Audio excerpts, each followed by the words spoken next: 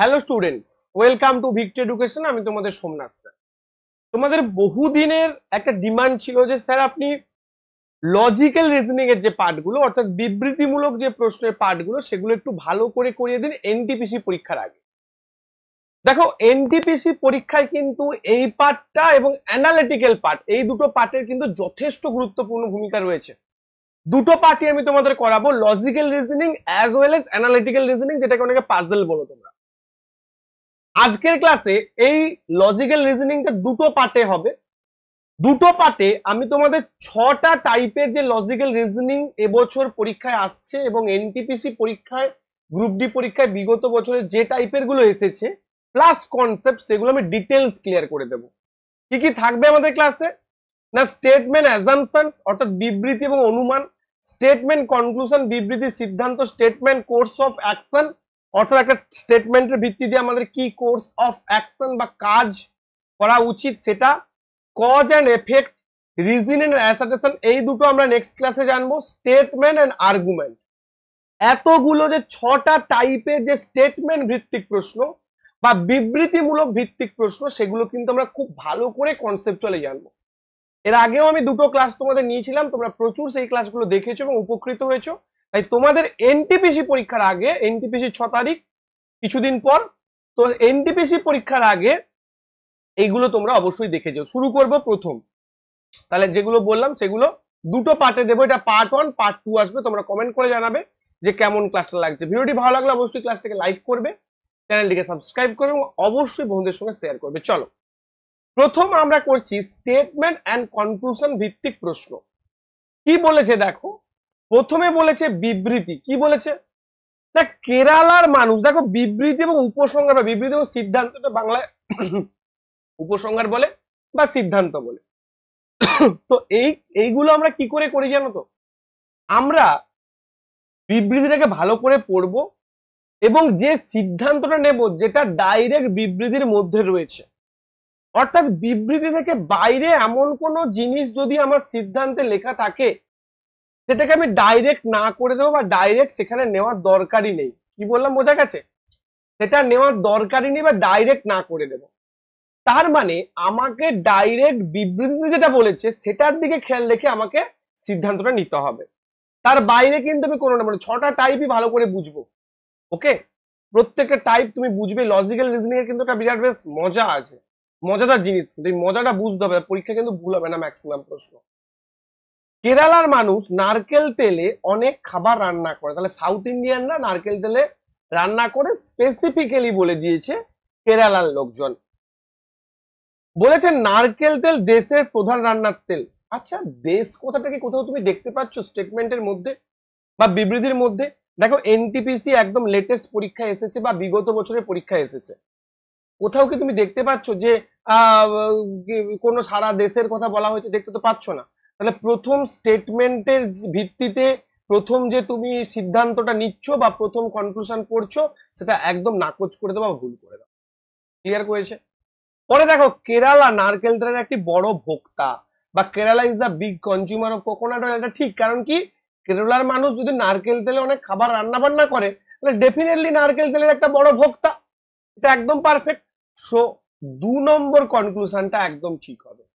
তাহলে যে স্টেটমেন্ট আমি দেখলাম সেই স্টেটমেন্টের উপর ভিত্তি করে আমি বুঝতে পারলাম যে আমার 2 নম্বর কনক্লুশনটা একদম পারফেক্ট বা 2 নম্বর কনক্লুশনটা একদম আমার কাছে সঠিক দিয়েছে বা একদম সঠিক রয়েছে, মাথায় ঢুকেছে।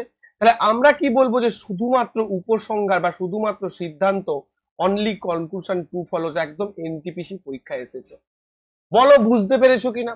প্রত্যেকটা জায়গা তোমাদের বুঝতে হবে যে আমার বিবৃতিতে যেটা রয়েছে সেটাই যেন আমার, মানে তার একটা রিফ্লেকশন যেন আমরা সিদ্ধান্তে বা কনক্লুশনে দেখতে পাই। ব্যাস এটুকুই আমাদের কাছে জানা। পরবর্তী দেখো, বলেছে তহবিলের স্বল্পতার কারণে ভারতীয় শিক্ষার মান খারাপ। Indian education is lacking quality due to low funds, অর্থাৎ ফান্ডিং কম হওয়ার কারণে ইন্ডিয়ার যে এডুকেশন বা ভারতীয় শিক্ষার যে মানদণ্ড, সেই ভারতীয় শিক্ষার মানদণ্ড কিন্তু খারাপ বা ভারতীয় শিক্ষার মানদণ্ড কিন্তু অনেকটা লো হয়ে গেছে। বোঝা গেছে? Indian education is lacking quality due to low funds. Okay, Bharat শিক্ষা খাতে অতিরিক্ত তহবিল বরাদ্দ করেছে, তার মানে কি না ল্যাকিং ছিল কিন্তু ভারত অতিরিক্ত তহবিল বরাদ্দ করছে, অর্থাৎ India is allocating additional funds to educational sector. Okay, conclusion কি না ভারতের শিক্ষার মানের উন্নতি হবে শুধুমাত্র মানদণ্ডের তহবিল, only funds can improve the education standard. দেখো আমাকে একটা কথা বলো, এই যে অনলি কথাটা বলেছে না, শুধুমাত্র কথাটা বলেছে, এই জন্যই কিন্তু আমি যে কনক্লুশন দুইটাকে ভুল করবো। শুধুমাত্র যে তহবিলটাই শিক্ষাটাকে এগিয়ে নিয়ে যেতে পারে এরকম তো কথা আমাকে স্টেটমেন্টে বলা হয়নি। আমাকে স্টেটমেন্টে সিম্পলি একটা কথা বলেছে যে তহবিল কম হওয়ার জন্য ইনফ্রাস্ট্রাকচার কম, মানে আমরা বুঝতে পারছি যেটা ইনফ্রাস্ট্রাকচার কম তাতে ভারতীয় শিক্ষার মান খারাপ হয়েছে। কিন্তু তার মানে দেখো ভারতের শিক্ষার মানে উন্নতি হবে, এটা কেন ঠিক করলাম না এই কারণে ঠিক করলাম, এই দ্বিতীয় লাইনটার জন্য ভারতীয় শিক্ষা খাতে অতিরিক্ত তহবিল বরাদ্দ করছে। প্রথম লাইনে বলেছে তহবিলের জন্য শিক্ষার মান খারাপ, দ্বিতীয় লাইনে বলেছে ভারতের শিক্ষা খাতে অতিরিক্ত তহবিল বরাদ্দ করছে। তার মানে তহবিলের জন্য যদি শিক্ষার মান খারাপ হয়ে থাকে just because of this cause, অন্যান্য কজগুলো মনে করো ঠিক রয়েছে, মনে করো টিচার ঠিক রয়েছে, মনে করো আর সবকিছু ঠিক রয়েছে, কিন্তু তহবিলের কারণে শিক্ষা ব্যবস্থাটা মানটা খারাপ রয়েছে, তাহলে তহবিল বাড়িয়ে দিলে শিক্ষা ব্যবস্থার মান বাড়বে। কিন্তু এখানে বলেছে only funds can improve the education standard, শুধু ফান্ড কিন্তু কখনো এডুকেশনাল স্ট্যান্ডার্ডকে ইমপ্রুভ করতে পারে না, বা এরকম কোনো কথা আমার স্টেটমেন্টে বা বিবৃতিতে বলা নেই। তাই শুধুমাত্রর জন্য আমি কিন্তু এটাকে ক্যান্সেল করলাম, অর্থাৎ only conclusion 1 for NTPC 17/1/2021 shift to stage 1 অর্থাৎ সিবিটি 1 আসা। কি বললাম মাথার মধ্যে ঢুকেছে? এগুলো অনেকে ভুল করে দেবে যে বোধহয় আমাকে বলেছে মানে তহবিল স্বল্পতার কারণে ভারতীয় শিক্ষার মান খারাপ, মানে আমাকে হয়তো বলেছে যে শুধুমাত্র ফান্ডটাই এডুকেশনাল সিস্টেমটাকে ইমপ্রুভ করবে। শুধুমাত্র কেন বলবে, অনলি কথাটা কেন আসছে?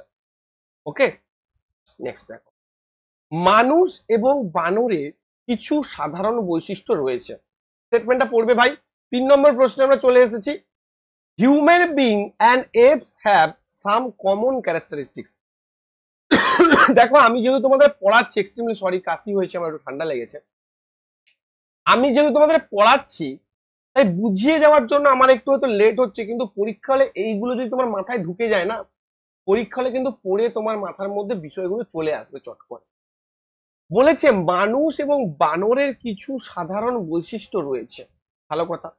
উপসংহার বা কনক্লুশন বলছে বানর মানুষের চেয়ে বুদ্ধিমান, মানুষ বানরের চেয়ে বুদ্ধিমান। ভাই আমাকে কি বিবৃতিতে এটা বলেছে যে মানুষ বানরের চেয়ে অনেকটা এগিয়ে, বা বানর মানুষের চেয়ে অনেকটা পিছিয়ে, বা মানুষ বানরের থেকে অনেক উন্নত মস্তিষ্কের, এরকম তো কিছু বলা নেই। আমাকে বলেছে স্টেটমেন্টে যে human being and apps have some common characteristics, বা মানুষ এবং বানরের মধ্যে সাধারণ কিছু বৈশিষ্ট্য রয়েছে। তো সেটাকে তো কোনো কনক্লুশনই ফলো করছে না। একটাই বলছে মানুষের চেয়ে বানর মানুষের চেয়ে বুদ্ধিমান, আর একটা বলছে মানুষ বানরের চেয়ে বুদ্ধিমান। অনেকে ভাববে স্যার এখানে আইদার অর অপশনটা নেই বলে, অনেকে ভাববে আইদার অর হবে না, আইদার অর হবে না। আইদার অর হতো যদি উন্নত মস্তিষ্ক নিয়ে কিছু একটা বলতো তবুও হয়তো হতো, বা সেরকম যদি স্টেটমেন্ট থাকতো, কিন্তু এখানে আইদার অরের কোনো সম্ভাবনাই নেই, কারণ দুটো কনক্লুশন কোনোভাবেই স্টেটমেন্টের সঙ্গে ম্যাচ করছে না। স্টেটমেন্ট বলছে সাধারণ বৈশিষ্ট্য বা কমন ক্যারেক্টারিস্টিক্স, আর উপসংহার বলছে যে একজন আরেকজনের থেকে স্মার্টার আর একজন আরেকজনের থেকে অল্প স্মার্টার। বুঝতে পেরেছো? তাহলে এখানে আমরা বলবো যে নেইদার কনক্লুশন 1 নর কনক্লুশন 2 ইমপ্লিসিট, অর্থাৎ কোনোটাই এখানে কিন্তু আমার কনক্লুশন ফলো হচ্ছে না। আরে বোঝা যাচ্ছে, ক্লাসগুলো বোঝা যাচ্ছে, একটু লাইক করে দাও। পরবর্তীতে আরো রিজনিং এর ক্লাস তোমাদের ঝপাঝপ আসবে তোমাদের ডিমান্ড অনুযায়ী। চলো পরবর্তী প্রশ্ন কি বলেছে দেখো। বলেছে ভালো করে বুঝবে, খুব ভালো প্রশ্ন। এনটিপিসি 30/1/2021 চলে এসেছে, 30/1/2021, বুঝতেই পারছো একদম লেটেস্ট। এই সময় জল দূষণ রোগের একটি প্রধান কারণ। তার মানে দেখো জল দূষণ হলে কি হয় না, in this times water pollution is a major cause of disease, অর্থাৎ জল দূষণের কারণে ডিজিজ হয় বা জল দূষণের কারণে রোগ হয়।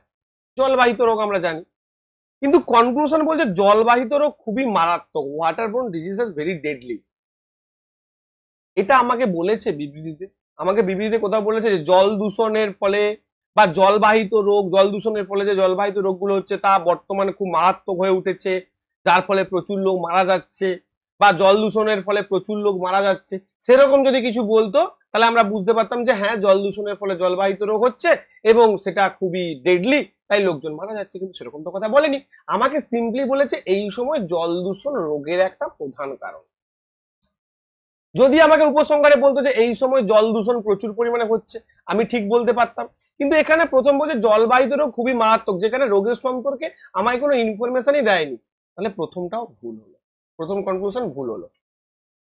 দ্বিতীয় কনক্লুশন বলে সাধারণত প্রাক বর্ষাকালে জলের ঘাটতি দেখা যায়। প্রাক বর্ষাকালে যে জলের ঘাটতি দেখা যায় সে সম্পর্কিত কোনো ইনফরমেশন আমার কাছে নেই, জলের ঘাটতি সম্পর্কিত আমার কাছে কোনো ইনফরমেশন নেই, আমি শুধু ইনফরমেশন পেয়েছি যে জল দূষণ রোগের একটা প্রধান কারণ, তাহলে এটাও কিন্তু আমার হবে না, অর্থাৎ নেইদার কনক্লুশন 1 নর কনক্লুশন 2 ফলো, অর্থাৎ নান ফলো। কি বললাম বোঝা গেল? নান ফলো, কেউ কাউকে ফলো করছে না বা কোনো কনক্লুশন ফলো করছে। তোমরা যখন এই সলিউশনটা দেখবে আমার পুরো কথাটা একটু মন দিয়ে শুনবে, এবং আর একটা কথা আমি বলবো যে যখন আমার কথাটা তোমরা শুনবে তার আগে একটু নিজেরা সলিউশন করবে, তারপর অ্যান্সারটা দেখবে, কিন্তু এক্সপ্লেনেশনটা একটু শোনার চেষ্টা করবে, এক্সপ্লেনেশনটা অন্য তোমার কোনো জায়গায় কাজে লাগতে পারে। চলো, ভালো প্রশ্ন। নার্সরা কেবল লম্বা পুরুষদের বিয়ে করে, অঙ্কিত অনেক লম্বা। ভালো কথা, তাহলে নার্সরা কি হচ্ছে না লম্বা পুরুষদের বিয়ে করে, অঙ্কিত অনেক লম্বা। তাহলে এবার উপসংহার কি বলছে, অঙ্কিত একজন নার্সের সাথে বিবাহিত ছিলেন, এটা হতে পারে আবার নাও পারে। যেহেতু অঙ্কিত লম্বা আর নার্সরা লম্বা ছেলে পছন্দ করে, তাহলে এটা হতেও পারে যে অঙ্কিত একজন নার্সের সাথে বিবাহিত ছিল, আবার নাও হতে পারে। সেকেন্ড কনক্লুশন বলছে অঙ্কিত কোনো নার্সের সাথে বিবাহিত ছিলেন না।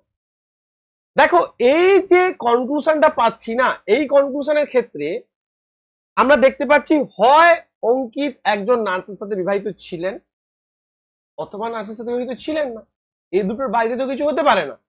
কি বললাম, মাথা ঢুকেছে? তুমি বললো স্যার অঙ্কিত বিবাহিতই ছিল না, তার মানে তো দ্বিতীয় অপশনটাই তো হচ্ছে না, মানে দ্বিতীয় কনক্লুশনটাই তো হচ্ছে না, অর্থাৎ আইদার 1 অর 2, এই দুটোর মধ্যে যে কোনো একটা কিন্তু হবে। হয় অঙ্কিত একজন নার্সের সাথে বিবাহিত ছিলেন যেহেতু অঙ্কিত অনেক লম্বা, অথবা লম্বা বলেই যে নার্সের সাথে বিবাহিত হতে হবে যেহেতু নার্সরা লম্বা ছেলে পছন্দ করে তার কোনো ভিত্তি নেই, তাহলে অঙ্কিত কোনো নার্সের সাথে বিবাহিত ছিলেন না, এটাও কিন্তু যুক্তিপূর্ণ, মানে এটাও কিন্তু আমাদের বিবৃতির সঙ্গে এই কনক্লুশনটাও যাচ্ছে। তাহলে এইখানে হবে আমরা বলবো যে আইদার 1 অর 2। কখন আইদার অর হবে না, যখন একটা এবং অপরটা মানে একটা অপরটার পরিপূরক, মানে এটা না হলে ওটা হবে। সোমনাথ স্যার এখন ক্লাস করাচ্ছেন, ভালো করে বুঝে, বিবৃতিতে বলা রয়েছে সোমনাথ স্যার এখন ক্লাস করাচ্ছেন। দেখো সোমনাথ স্যার দুটো জায়গায় ক্লাস করায়, প্রত্যেকে জানে, মনে করে সবাই জানে সোমনাথ স্যার দুটো জায়গায় ক্লাস করায়, এক তার পেইড ব্যাচে, দুই ইউটিউবে ফ্রি ব্যাচে, এছাড়া কোথাও ক্লাস করায় না সোমনাথ স্যার। তাহলে উপসংহারে লেখা রয়েছে যে সোমনাথ স্যার ইউটিউবে ক্লাস করাচ্ছেন, 2 নম্বরে লেখা রয়েছে সোমনাথ স্যার পেইড ব্যাচে তার অ্যাপে ক্লাস করায়। তাহলে আমাকে তো ক্লিয়ারলি বলা নেই যে বিবৃতি যে কোথায় ক্লাস করাচ্ছেন, হয় আমি যেহেতু বলা রয়েছে যে ক্লাস করাচ্ছি, হয় আমি ইউটিউবে ক্লাস করাচ্ছি অথবা আমি পেইড ব্যাচে ক্লাস করাচ্ছি, যে কোনো একটা জায়গায় ক্লাস করাচ্ছি, এর বাইরে তো কোথাও আমি ক্লাস করাই না। তো এই ক্ষেত্রে কিন্তু আইদার 1 অর 2 হবে, বুঝতে পেরেছো? হয় প্রথমটা ইউটিউবে ক্লাস করাচ্ছি অথবা দ্বিতীয়টা যেহেতু এটা বলা রয়েছে যে আমি ক্লাস করাচ্ছি। বোঝা গেছে? ক্লিয়ার হয়েছে? চলো তাহলে এখানে আমরা আইদার অর জানবো। পরবর্তী, পুরাতন পাতার পরিবর্তে নতুন পাতা গজায়, অর্থাৎ পুরাতন পাতা সরে গিয়ে নতুন পাতা গজায়। দেখো এই স্টেটমেন্ট কনক্লুশনের মধ্যে জিনিসটা কি জানো, তুমি বারবার তোমাদের আগেও একটা ক্লাসে বলেছিলাম যে স্টেটমেন্টটা যেন কনক্লুশনের মধ্যে ডাইরেক্ট রিফ্লেক্ট হয়। রিফ্লেকশন মানে কি? রিফ্লেকশন মানে আমরা কি জানি যে আমার নিজস্ব ছবিটা আয়নার মধ্যে আমি দেখবো, আমার ছবি আয়নাতে অন্য কাউকে দেখাবো না। আয়নায় কি হয়, শুধু ডান বাম বাম ডান হয়ে যায়, কিন্তু আমার নিজস্ব ছবি তো দেখতে পাইছি, এরকম ডাইরেক্ট রিফ্লেকশন করবে, আর কিছু আমরা দেখতে পাবো না। পুরাতন পাতা ছাড়া নতুন পাতা হতে পারে না। ভাই এটা কোথায় বলেছে যে পুরাতন পাতা ছাড়া নতুন পাতা হতে পারে না? এটাও ভুল। পুরাতন পাতা অকেজো, দেখো আমরা জানি যে পুরাতন পাতা অকেজো, এটা ঠিক কথা, কিন্তু বিবৃতিতে কি বলা রয়েছে যে পুরাতন পাতা অকেজো? বলেছে পুরাতন পাতার পরিবর্তে নতুন পাতা গজায়, কথাটা বলেছে, কিন্তু পুরাতন পাতা অকেজো সেটা কিন্তু কোথাও বিবৃতিতে বলা নেই। আর যেহেতু বিবৃতিতে বলা নেই, তাই আমরা কিছু কিছু ক্ষেত্রে নিজেদের আউট নলেজ লাগাবো না। আমি বারবার বলেছি, স্টেটমেন্টের ক্ষেত্রে কখনোই নিজেদের পারিপার্শ্বিক নলেজ আমরা লাগাবো না। আমরা শুধু এটা দেখব যে বিবৃতি এবং উপসংহার, মানে বিবৃতি এবং সিদ্ধান্ত যেটাকে বলছি, সেটা বিবৃতির সঙ্গে ডাইরেক্ট ম্যাচ করছে নাকি কনক্লুশন। দেখো ম্যাচ করছে না, তো এক্ষেত্রে আমরা বলবো নেইদার কনক্লুশন ওয়ান নর টু ফলো, অর্থাৎ আমরা ডাইরেক্ট বলবো যে নান ফলো। মাথায় ঢুকেছে প্রত্যেকের? নেক্সট, এইবার আমরা কোশ্চেন এবং আর্গুমেন্টসে চলে আসবো, যে প্রশ্ন এবং যুক্তি। তাহলে তোমরা এই কটা বিবৃতি এবং স্টেটমেন্ট কনক্লুশন, তাহলে তোমরা যদি বলে যে স্যার আপনি আরো কিছু এক্সাম্পলস আনুন, আমি চেষ্টা করলাম যে বিভিন্ন টাইপের স্টেটমেন্ট কনক্লুশন বোঝাতে। তোমরা যদি আরো চাও আরো ক্লাস আসবে, কোনো আপত্তি নেই তাতে, কিন্তু কনসেপ্টটা যে জায়গাটা আমি বলতে চাইছি সেই জায়গাটা আশা করি ক্লিয়ার হয়েছে। আমার আগে আরো একটা ক্লাস রয়েছে, ওটাও দেখতে পারো তোমরা। চলো, আর্গুমেন্টস মানে কি? দেখো তুমি যদি কোর্টে যাও না, কোর্টে কি হয়, আর্গুমেন্ট মানে কি, বা যুক্তিতর্ক সভা যদি দেখো, যেটা এবিপি আনন্দে হয়, যুক্তিতর্ক, অর্থাৎ একজন, বা আমি যদি কোর্টে যাই, একজন জাজ থাকে, আর একজন বাদী থাকে, আর একজন বিবাদী থাকে। অর্থাৎ একজন পক্ষে বলবে, একজন বিপক্ষে বলবে, আর একজন মনে করো পক্ষে বলবে। এবার পক্ষে এবং বিপক্ষে দুটো কথা শুনে আমাকে জাজ করতে হবে যে কোনটা সঠিক। দেখো স্টেটমেন্ট কনক্লুশনে আমি তোমাকে কি বলেছিলাম না, স্টেটমেন্ট কনক্লুশনে বলেছিলাম যে স্টেটমেন্টটা যেন ডাইরেক্ট রিফ্লেক্ট হয়, কিন্তু কোশ্চেন আর আর্গুমেন্টের সাথে কিন্তু আমাকে রিয়েল লাইফের এক্সাম্পল নিতে হবে, বা রিয়েলিটিতে কোনটা হতে পারে তার একটা ব্যাপার কিন্তু এখানটা দেখতে হবে, যেটা আমার স্টেটমেন্ট কনক্লুশনের ক্ষেত্রে দেখার দরকার ছিল না। আমি কি বললাম? যেটা আমার স্টেটমেন্ট কনক্লুশনের সঙ্গে দেখার দরকার ছিল না, কিন্তু স্টেটমেন্ট আর্গুমেন্ট বা কোশ্চেন আর্গুমেন্টটা যেটা আমার কিন্তু দেখার দরকার রয়েছে। কি বললাম? মাথায় ঢুকেছে? যেটা আমার দেখার দরকার রয়েছে। কেন? কারণ আর্গুমেন্টটাকে রিয়েল লাইফের উপর বেস করে তোমাকে আর্গুমেন্টটা দেখে বুঝতে হবে যে এটা কি সত্যি আমার যে যে জাজমেন্টটা দিচ্ছি বা যে কথাটা বলছি স্টেটমেন্ট, তার সঙ্গে কি সত্যি আর্গুমেন্টটা খাপ খাচ্ছে। এটা কিন্তু রিয়েল লাইফ একটু নলেজ দরকার তোমার। কি বললাম? মাথায় ঢুকেছে? কিন্তু স্টেটমেন্ট কনক্লুশনের ক্ষেত্রে রিয়েল লাইফের কোনো ব্যাপার না। ওখানে কিন্তু স্টেটমেন্ট যেটা বলবে, কথন যেটা বলবে, বা বিবৃতি যেটা বলবে, স্টেটমেন্ট বিবৃতি যেটা বলবে, সেটাই যেন কনক্লুশনে ডাইরেক্ট রিফ্লেক্ট হয়। বলেছে ক্লাস মনিটর নিয়োগের ফলে কি শিক্ষার্থীদের মধ্যে ঈর্ষার অনুভূতি তৈরি হয়? অর্থাৎ ক্লাস মনিটর নিয়োগের ফলে কি শিক্ষার্থীদের মধ্যে ঈর্ষার অনুভূতি তৈরি হয়? বলছে হ্যাঁ, সমস্ত ক্লাস মনিটরই অহংকারী আচরণ শুরু করে। ভাই এটা কোথাকার যুক্তি?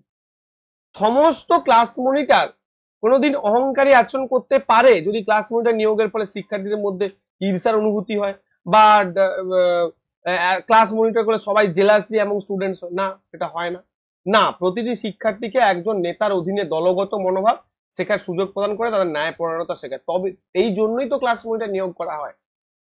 তো এক্ষেত্রে আমরা দেখতে পাচ্ছি রিয়েল লাইফে আমরা দেখে থাকি যে অ্যাকচুয়াল মনিটর নিয়োগ করা হয় কেন, কেন রিয়েল লাইফ নলেজটা লাগে, অ্যাকচুয়াল মনিটর নিয়োগ করা হয় কেন? ঈর্ষা দু একটা থাকবে, কিন্তু যুক্তি বলছে যে সমস্ত মনিটর হচ্ছে অহংকারী আচরণ শুরু করে। এটা কি কখনো হতে পারে? হতে পারে না। অ্যাকচুয়াল দলগত আচরণের ব্যাপারগুলো এবং ন্যায়পরায়ণতা শেখায় বলেই না এটা হচ্ছে আমরা ইয়ে করে থাকি, বলে থাকি, তাই না? তো এই জন্য আমি এখানে বলবো যে আর্গুমেন্ট টুটা হচ্ছে বেশি strong rather than argument one. দেখো এখানে কিন্তু সত্যি মিথ্যা বলি না আমি, এখানে কিন্তু সত্যি মিথ্যা বলি না, এখানে কি বলি, কোনটা বেশি স্ট্রং। আমার 2 নম্বরটা বেশি স্ট্রং। ক্লাস মনিটর নিয়োগ করার ফলে কি হয়, নেতার অধীনে দলগত মনোভাব শেখার সুযোগ প্রদান করে এবং তাদের ন্যায়পরায়ণতা শেখায়। বুঝতে পেরেছো? চলো নেক্সট, লাস্টের দিকে আরো কিছু আর্গুমেন্ট রয়েছে, তার আগে কোর্স অফ অ্যাকশনটাও দেখিয়ে দিই। দেখো কোর্স অফ অ্যাকশন মানে কি, একটা স্টেটমেন্ট রয়েছে এবং তার ফলে যে জিনিসটা করা দরকার বা একটা প্রবলেম হয়েছে, যে জিনিসটা করা দরকার, মনে করো একটা আমি স্টেটমেন্ট বললাম, ফর এক্সাম্পল এবছর প্রত্যেকটা পরীক্ষায় সায়েন্সে এনসিইআরটি থেকে প্রশ্ন এসেছে রেলের প্রত্যেকটা পরীক্ষায়। তাহলে কোর্স অফ অ্যাকশন কি হতে পারে? যে সমস্ত কোচিংকে এবার থেকে এনসিইআরটি পড়ানো উচিত, যাতে ছাত্রছাত্রীরা ভালো ফল করতে পারে। না, এনসিইআরটি পড়া উচিত নয়, কারণ পরবর্তী পরীক্ষায় যে এনসিইআরটি থেকে আসবে তার কোনো মানে নেই। এবার আমাকে বলো যে কোনটা কোর্স অফ অ্যাকশন হতে পারে? না, আমরা এখানটা বলবো যে কোর্স অফ অ্যাকশন প্রথমটা হবে। অর্থাৎ একটা তোমাকে স্টেটমেন্ট দিল, তার ভিত্তিতে কোন অ্যাকশনটা ওই স্টেটমেন্টের সঙ্গে মিল খাচ্ছে সেটা তোমাকে দেখতে হবে। ব্যাপারটা বুঝতে পেরেছো? গত দশকে শিল্প, এটা একদম কিন্তু লেটেস্ট, বললাম না একদম লেটেস্ট, তোমাদের টেকনিশিয়ান গ্রেড 3 2024 আসা প্রশ্ন। গত দশকে শিল্প নির্গমন বৃদ্ধির কারণে এ শহরে বায়ুর মান উল্লেখযোগ্যভাবে খারাপ হচ্ছে। কি হচ্ছে এটা? না, এটা তোমাকে বলেছে, এটা হচ্ছে তোমার স্টেটমেন্ট, অর্থাৎ গত দশকে বা air quality in city A has significantly deteriorated over the last decade due to increased industrial emissions, বা এ শহরে বায়ুর মান উল্লেখযোগ্যভাবে খারাপ হয়েছে। ভালো কথা। কোর্স অফ অ্যাকশন কি? এ শহরের কর্তৃপক্ষের উচিত শহরের শিল্পের জন্য কঠোর নির্গমন নিয়ন্ত্রণ বিধিমালা বাস্তবায়ন করা। আমি বারবার বলেছি যে যখন শহরে কোনো কিছু একটা প্রবলেম হবে, তখন সরকারের উচিত হবে সবসময় সেই ব্যাপারটা একটু মন দিয়ে দেখা। রাস্তায় অ্যাক্সিডেন্ট হচ্ছে খারাপ রাস্তার জন্য, তার মানে কোর্স অফ অ্যাকশনে আমরা অলওয়েজ বলবো যে সরকারের উচিত ট্রাফিক রুলটাকে ভালো করে মেনটেন করা এবং রাস্তাগুলোকে, রাস্তার পরিকাঠামো উন্নত করা। নাকি আমি এটা বলবো যে রাস্তায় মানুষকে বের করানো বন্ধ করে দেওয়া উচিত? কখনো বলবো না, কারণ রাস্তায় মানুষের বের করানো বন্ধ হবে না, এটা কোর্স অফ অ্যাকশন ঠিক না। তো এখানেও সেটাই বলছে, air quality in city significantly deteriorated, authorities of city A should implement strict emission control regulation for industries in the city. অর্থাৎ যেহেতু এ শহরের বায়ুর মান খারাপ হচ্ছে, তার মানে ওই শহরে যারা কর্তৃপক্ষ রয়েছে তাদের উচিত যে শিল্পর নিয়ন্ত্রণের উপর একটা বিধিমালা বা একটা নিয়ন্ত্রণ পর্যালোচনা করা। এটা একদম ঠিক কথা, একদম ঠিক কথা এটা। কিন্তু পরেরটা বলছে the industry should distribute face mask to the residents of city A to protect them from the poor quality। অর্থাৎ শিল্প প্রতিষ্ঠানগুলোকে এ শহরের বাসিন্দাদের নিম্নমানের বায়ুর মান থেকে রক্ষা পাওয়ার জন্য মুখোশ বিতরণ করা। এটা কখনো হতে পারে? তোমার পরিবেশ ক্ষতিগ্রস্ত হচ্ছে, তো প্রাণীরাও তো এফেক্ট হবে, তাহলে প্রাণীদেরও তুমি মাস্ক পরিয়ে দাও, এটা কখনো হতে পারে না।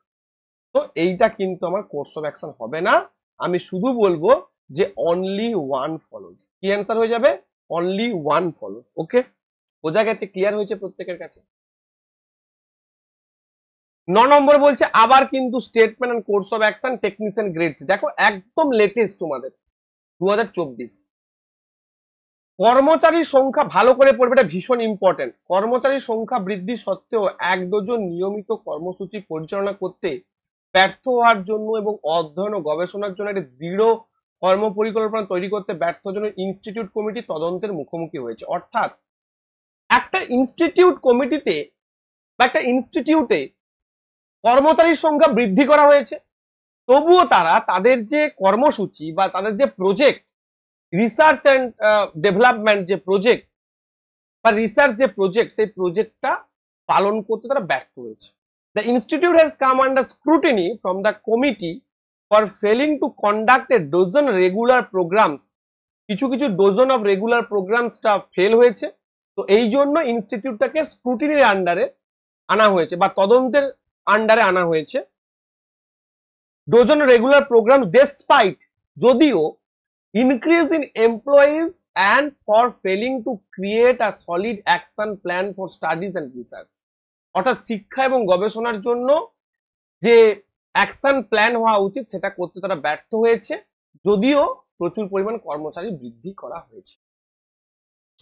তার মানে কর্মচারী বৃদ্ধিটা এখানে ইস্যু না। এবার কোর্স অফ অ্যাকশন, এই ইনস্টিটিউটটা ফেল হয়ে গেছে, এবার কোর্স অফ অ্যাকশন কি হবে?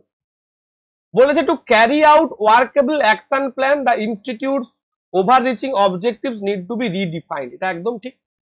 অর্থাৎ একটি কার্যকর কর্মপরিকল্পনা বাস্তবায়নের জন্য ইনস্টিটিউটের সামগ্রিক উদ্দেশ্যগুলিকে পুনর্নির্ধারণ করা প্রয়োজন। একদম, অর্থাৎ ইনস্টিটিউট যে নিয়মে চলছে তার কার্যকর কর্মপরিকল্পনাগুলোকে বাস্তবায়ন করার জন্য তার যে সামগ্রিক যে উদ্দেশ্য ছিল, প্রাইমারি অবজেক্ট ওভাররিচ যে অবজেক্টিভস গুলো ছিল সেগুলোকে আর একবার রিডিফাইন করা প্রয়োজন। এটা একদম ঠিক কথা, যাতে সে আবার ভালো করে পুনরায় তার পুরনো যে কাজটা না করে ভালো করে কাজ করতে পারে। ঠিক কথা। নেক্সট বলছে, the institute need to provide a report on the factors that prevented the plan programs for being carried out. অর্থাৎ দেখো, আমরা দেখি যে কোনো একটা ডিপার্টমেন্টে যখন প্রজেক্ট কমপ্লিট করতে না পারে তাহলে সেই ডিপার্টমেন্টকে তার ঊর্ধ্বতন কর্তৃপক্ষের কাছে একটা রিপোর্ট পেশ করতে হয় যে কেন তারা এই কাজটা করতে পারেনি। দেখো, তাদের এমপ্লয়ি ছিল তবুও তারা কাজটা ক্যারি আউট করতে পারেনি। তো এই জন্য তাদের একটা প্রতিবেদন প্রকাশ করতে, বা প্রতিবেদন একটা institute need to provide a report on the factor, যে ফ্যাক্টর গুলোর জন্য তাদের এই কার্যক্রমটা তৈরি করতে ব্যর্থ হয়েছে তার জন্য একটা ফ্যাক্টর বা তার জন্য একটা রিপোর্ট পাবলিশ করা উচিত। এটাও কিন্তু ঠিক কথা। যখন কোনো ইনস্টিটিউট ব্যর্থ হবে কোনো কাজ করতে, সেটা সরকারি হোক কি প্রাইভেট হোক, তার ঊর্ধ্বতন কর্তৃপক্ষকে জমা দিতে হয় বা তাকে নিজেকেও দেখতে হয় যে কেন এই প্রবলেমটা হলো, নিজেকেও কিন্তু রিপোর্ট করতে হয়। ঠিক আছে, তো আমি এখানে বলবো যে বোথ 1 and 2 ফলো। বুঝতে পেরেছো? ক্লিয়ার আইডিয়া হয়েছে? নেক্সট, প্রীতি ইঞ্জিনিয়ারিং পড়তে যায় কিন্তু তার বাবা তাকে কলেজে, এইবার হচ্ছে আসল কথা। দেখো, এতক্ষণ আমি কি পড়লাম? Statement, course of action, statement conclusion, statement argument. এবার হচ্ছে স্টেটমেন্ট এন্ড অ্যাজাম্পশন। অ্যাজাম্পশন মানে অনুমান। দেখো, আমি একটা অনুমান করলাম যে এনসিইআরটি থেকে, মানে ধরো কোনো একটা অনুমান করলাম যে বৃষ্টি হবে, তাহলে এবার দেখলাম যে আবহাওয়া দপ্তরে আমি দেখেছি বৃষ্টি হওয়ার সম্ভাবনা রয়েছে। একদম ঠিক কথা, কারণ এই যে আমি স্টেটমেন্টটা বললাম বৃষ্টি হবে, তার মানে কোথাও না কোথাও আমি মাথায় আগে অনুমান করে নিয়েছি বা ধরে নিয়েছি বা অ্যাজাম্পশন করে নিয়েছি যে ওইটা হতে পারে, তার জন্যই তো আমি কথাটা বলছি। অর্থাৎ পূর্ব ধারণার বেসিসে আমি যে বিবৃতিটা বলছি, মানে এই অনুমানটা কিন্তু স্টেটমেন্ট কনক্লুশন করছিল। একটা স্টেটমেন্ট দেওয়া হলো, তুমি সেখান থেকে কনক্লুশন টানলে, এখানে কিন্তু বিষয়টা আলাদা। এখানে তোমার আগে তুমি ধারণাটা করছো, আগে অ্যাজাম্পশন করে নিচ্ছ, তারপর তুমি বিবৃতিটা বলছো। অর্থাৎ নিজেকে আগে এই জায়গাটা বসিয়ে যে কথাটা বলছে তার রেসপেক্টে নিজেকে কল্পনা করে তোমাকে ভাবতে হবে যে হ্যাঁ এই বিবৃতিটা সঠিক নাকি ভুল। ভালো করে দেখো, প্রীতি ইঞ্জিনিয়ারিং পড়তে চায় কিন্তু তার বাবা তাকে কলেজে মেডিকেল স্ট্রিমে পড়ার জন্য চাপ দিচ্ছে। কার বাবা চাপ দিচ্ছে? না, প্রীতির বাবা। তাহলে কোথাও না কোথাও প্রীতির বাবা এটা বিশ্বাস করে যে মেডিকেল স্ট্রিম ফার বেটার দেন হচ্ছে ইঞ্জিনিয়ারিং স্ট্রিম। দেখো, অনুমানে এটাই বলেছে, প্রীতির বাবা বিশ্বাস করেন যে মেডিকেল স্ট্রিম প্রীতির ভবিষ্যতের জন্য ভালো। এটা একদম ঠিক কথা। আরে, এটা বিশ্বাস করে বলেই না প্রীতি কি ইঞ্জিনিয়ারিং পড়তে চাওয়া সত্ত্বেও তার বাবা মেডিকেল স্ট্রিমে পড়ার জন্য জোর করছে, মাথায় ঢুকেছে। এটা জানা সত্ত্বেও এবার পরেরটা বলছে, দেখো, প্রীতি মেডিকেল সম্পর্কিত বিষয় পড়তে চায় না। দেখো, এই লাইনটা আমি ভুল বলতাম। কখন ভুল বলতাম? যদি বিবৃতিতে প্রথম লাইনটা না থাকতো যে প্রীতি ইঞ্জিনিয়ারিং পড়তে চায় কিন্তু তার বাবা তাকে কলেজে মেডিকেল স্ট্রিমে পড়ার জন্য চাপ দিচ্ছে। শুধু যদি এই বিবৃতি থাকতো যে প্রীতির বাবা কলেজে মেডিকেল স্ট্রিম পড়ার জন্য চাপ দিচ্ছেন বা মেডিকেল স্ট্রিম পড়ার জন্য বলেছেন, তখন আমরা দ্বিতীয়টাকে ভুল বলতাম। যেহেতু প্রীতি ইঞ্জিনিয়ারিং পড়তে চায় এটা বলা রয়েছে, কোথাও না কোথাও তার বাবা এটা বিশ্বাস করে যে প্রীতি ইঞ্জিনিয়ারিং পড়তে চায়, তার মানে প্রীতি মেডিকেল সম্পর্কিত বিষয় পড়তে চায় না। এটাও অনুমান, এটাও ঠিক। এই জন্য তার বাবা তাকে চাপ দিচ্ছে, কারণ সে মেডিকেল সম্পর্কিত বিষয় পড়তে চায় না, তাই মাথায় ঢুকেছে বিষয়টা। তো এই দুটো অনুমান, দুটো অ্যাজাম্পশনই কিন্তু ঠিক হবে। অর্থাৎ বোথ অ্যাজাম্পশন ইমপ্লিসিট,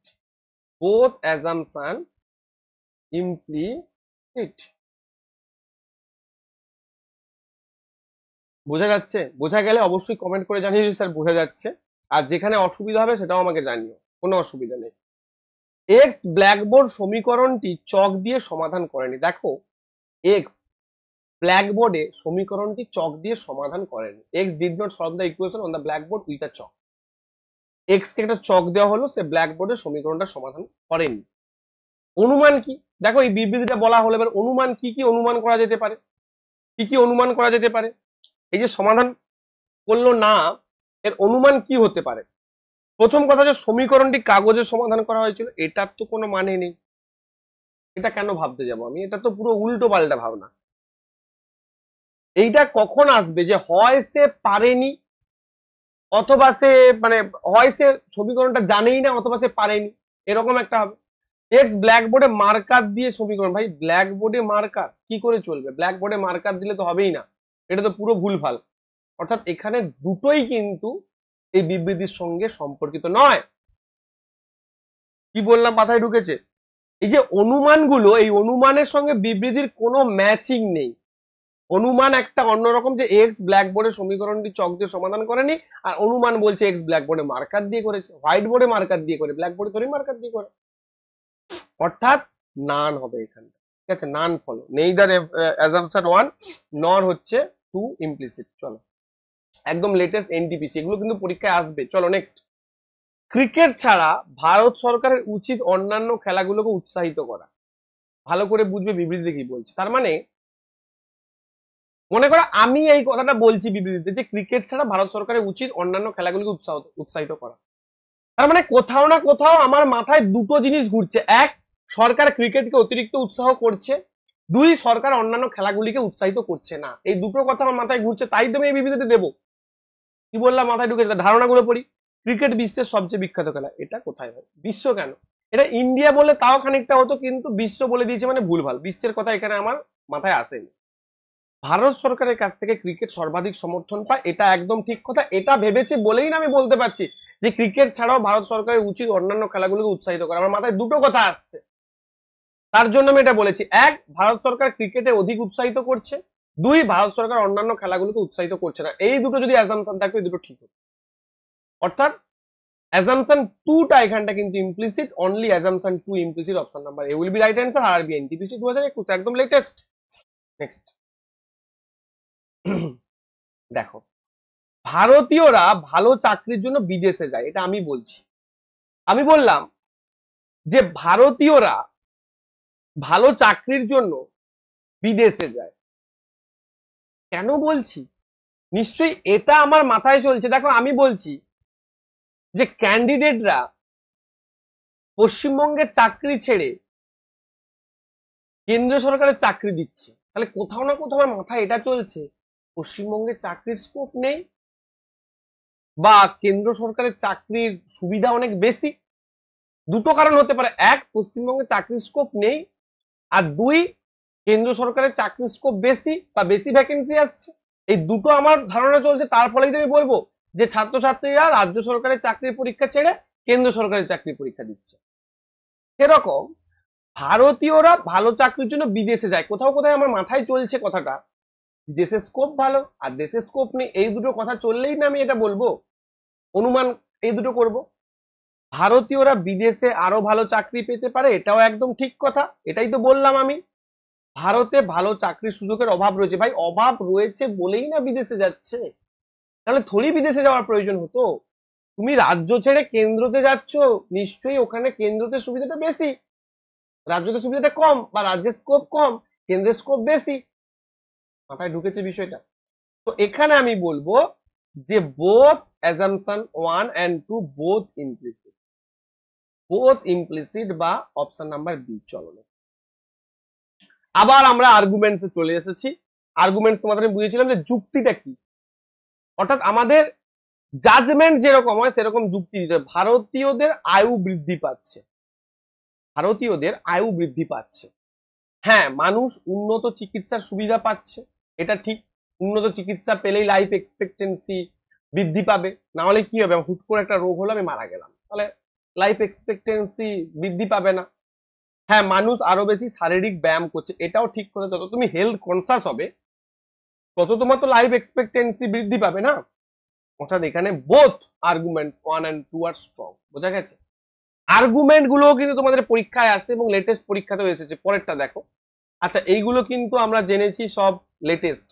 আরো তোমাদের ক্লাস হবে, যদি তোমরা এগুলোকে ভালো করে বুঝতে পারো আরো ক্লাস করাবো এনটিপিসির আগে। চলো আজকে লাস্ট কোশ্চেন, 15টা কোশ্চেন এনেছি আজকে পার্ট 1 এ। পার্ট 2 তেও এরকম 15 থেকে 20টা প্রশ্ন আনবো এবং পুরো কনসেপ্টটা ক্লিয়ার করতে হবে তোমাদের। এই কনসেপ্ট ক্লিয়ারটাই এখানে মূল লক্ষ্য আমাদের, আর বেশি কিছু দরকার নাই। বলেছে global warming has become an unprecedented issue, অর্থাৎ বিশ্ব উষ্ণায়ন বিশ্বজুড়ে একটি অভূতপূর্ব সমস্যা হয়ে দাঁড়িয়েছে। বিশ্ব উষ্ণায়ন যুক্তি কি? নগর জীবনযাত্রা বিপুল পরিমাণে গ্রিন হাউস গ্যাস উৎপন্ন করে, এটার জন্য হচ্ছে এইটার যদিও এই দেখো এই স্টেটমেন্ট আর্গুমেন্টের কিছু কিছু প্রশ্ন রেলওয়ে এমন দেয় না যেগুলো স্টেটমেন্ট আর্গুমেন্টের প্রশ্নই না, কিন্তু তবুও আমি বললাম যে স্টেটমেন্ট আর্গুমেন্টটা রিয়েল লাইফ এক্সাম্পলের সঙ্গে তোমাকে যেতে হবে। দেখো আমাকে গ্রিন হাউসের কথা কিন্তু বলেনি এখানটা, কিন্তু তবুও আমি যাবো কেন, এটা আর্গুমেন্টের প্রশ্ন, যুক্তির বিবৃতি যুক্তির প্রশ্ন। প্রত্যেকটা কিন্তু সেক্টরটা আলাদা আলাদা, প্রত্যেকের ক্ষেত্রে আলাদা আলাদা নিয়ম আছে। অনেকে লজিক্যাল রিজনিং এর প্রত্যেকটা পার্টকে একইভাবে ভাবার চেষ্টা করে, না একইভাবে ভাবলে হবে না। আমি যেভাবে ভাবতে বললাম তোমাকে ওইভাবে ভাবতে হবে, ঠিক আছে? নগর জীবনযাত্রায় বিপুল পরিমাণ গ্রিন হাউস গ্যাস উৎপন্ন করে, এটা ঠিক, তার জন্যই বিশ্বজুড়ে উষ্ণায়ন হচ্ছে। অনেক দেশে তাপমাত্রার পরিবর্তন বিশ্ব উষ্ণায়নের একটি সূচক, এটাও ঠিক কথা। তাপমাত্রার পরিবর্তন, change in temperature in many countries indicator of global warming, এটাও ঠিক কথা। কারণ অ্যাক্রস দ্য গ্লোব কি হচ্ছে? অ্যাক্রস দ্য গ্লোব তো গ্লোবাল ওয়ার্মিং হচ্ছে, তার মানে বোথ 1 and 2 হচ্ছে আমাদের এখানটা যুক্তি বহন করছে। বোঝা গেছে? তো এই ছিল আজকের ক্লাস। ভাই প্রত্যেককে বলবো যদি ক্লাসটা ভালো লেগে থাকে তাহলে অবশ্যই চ্যানেলটাকে সাবস্ক্রাইব করবে, ক্লাসটাকে লাইক করবে এবং এবং অবশ্যই কমেন্ট করে জানাবে ক্লাসগুলো কেমন লাগলো। তোমাদের এনটিপিসির আগে আমি ট্রাই করছি অ্যানালিটিক্যাল রিজনিং, অর্থাৎ যেটাকে তোমরা পাজেল বলো বাংলায়। কোন পাজেল গুলো বলো তো? ওই যে 3 তলা উপরে রয়েছে, কেউ কালো ছাতা নিয়ে যাচ্ছে, কেউ সাদা ছাতা নিয়ে যাচ্ছে, কারোর জন্মদিন এই দিন, কার জন্মদিন সেপ্টেম্বর মাস, এই টাইপের প্রশ্ন প্রচুর পরিমাণে আসে। 2 থেকে 3টে প্রশ্ন চলে আসে, এখান থেকে 1টা থেকে 2টো প্রশ্ন তুমি পাবেই, আর ওই পাজেল থেকেও 1টা থেকে 2টো প্রশ্ন পাবে। এই দুটো পাজেল তোমাদের পাজেল করে দেয়, লজিক্যাল আর অ্যানালিটিক্যাল রিজনিং। লজিক্যাল রিজনিং এর আজকে আমি পার্ট 1 করালাম, নেক্সট পার্টে পার্ট 2 করাবো। এই দুটো ক্লাস তোমরা দেখে যাও, অনেকটা উপকার হবে পরীক্ষা হবে, ঠিক আছে? তো যারা আমাদের কোর্সে অ্যাডমিশন নিতে চাও, আমাদের কোর্স শুরু হয়েছে, পেইড ব্যাচে অ্যাডমিশন নিতে পারো। ওখানে কিন্তু আমাদের ভিক্টরি এডুকেশনের একটাই মোটো, আমাদের চাই স্টুডেন্টের সাকসেস। আমরা সাকসেসটাকে গ্লোরিফাই করার চেষ্টা করি, কারণ নামটাই হচ্ছে ভিক্টরি এডুকেশন। কেন? কারণ আমরা চাই সাকসেস পাক স্টুডেন্টরা। গাইড করব আমি, পড়বে তুমি, পরিশ্রম হবে তোমার, সঠিক গাইডেন্স দেব আমি, আর সাকসেস পাবে তুমি, এবং সেটাই আমাদের ফার্স্ট এন্ড লাস্ট প্রায়োরিটি। এর জন্য প্রথম দিন থেকে, ওটা যেদিন থেকে তুমি অ্যাডমিশন নাও আর যেদিন তুমি ফার্স্ট স্যালারি পাও, কারণ তুমি চাকরি যখন তোমার মেরিট লিস্টে আসছে, তুমি ডিভিতে গেলে ওখানেও তোমাকে আমরা হেল্প করবো, কিভাবে ডিভি হচ্ছে, মেডিকেল হচ্ছে, ডিটেলস একটা গাইড পাবে তুমি। একদম ফাইনাল মেরিট লিস্টে গিয়ে ট্রেনিং থেকে এসে ফার্স্ট স্যালারি যখন পেয়ে যাবে, তখন তোমার সঙ্গে আমার যোগাযোগ বন্ধ হবে। তার আগে পর্যন্ত তোমার সঙ্গে যোগাযোগ থাকবে, এবং আমার এখানে সাকসেসফুল স্টুডেন্টদের একটা বিরাট নেটওয়ার্ক রয়েছে। তারা তোমাকে যে কোনো প্রবলেমে, যে কোনো সময়, আমার থেকে তো তুমি এডুকেশনাল হেল্প পাচ্ছই, তাছাড়া তোমার যে কোনো প্রবলেমে তুমি কিন্তু তাদের থেকে হেল্প পাবে। অর্থাৎ ভিক্টরি এডুকেশন কিন্তু A to Z হেল্প করার চেষ্টা করে। ভিক্টরি এডুকেশন এমন কোনো এডুকেশন না যে তুমি অ্যাপে কোর্স কিনলে, কোর্স কেনার পর তুমি পড়লে, তোমার কোনো আইডেন্টিটি নেই, তোমার কোনো ইনফরমেশন নেই, এমন কোনো নয়। এখানে প্রত্যেকদিন মনিটরিং হয়, প্রত্যেকদিন হোমওয়ার্ক দেওয়া হয়, প্রত্যেকটা সময় তোমাদের গাইড করা হয়, মোটিভেশন দেওয়া হয়, তোমাদেরকে চার্জ আপ করা হয় যাতে তোমরা পড়তে পারো, ঠিক আছে? তো সেই উদ্দেশ্য নিয়েই ভিক্টরি এডুকেশন গঠিত হয়েছে। আশা করি তোমরা আমাদের সাকসেসফুল ক্যান্ডিডেটদের সঙ্গে দেখেছো, প্রচুর ইন্টারভিউ রয়েছে, দেখতে পারো। আর অবশ্যই অ্যাপ ডাউনলোড করে আমাদের কোর্সে অ্যাডমিশন। থ্যাংক ইউ প্রত্যেককে, দেখা হবে পরের ক্লাসে। তোমরা অবশ্যই কমেন্ট করে জানিও যে ক্লাসটি কেমন লাগে। Thank you.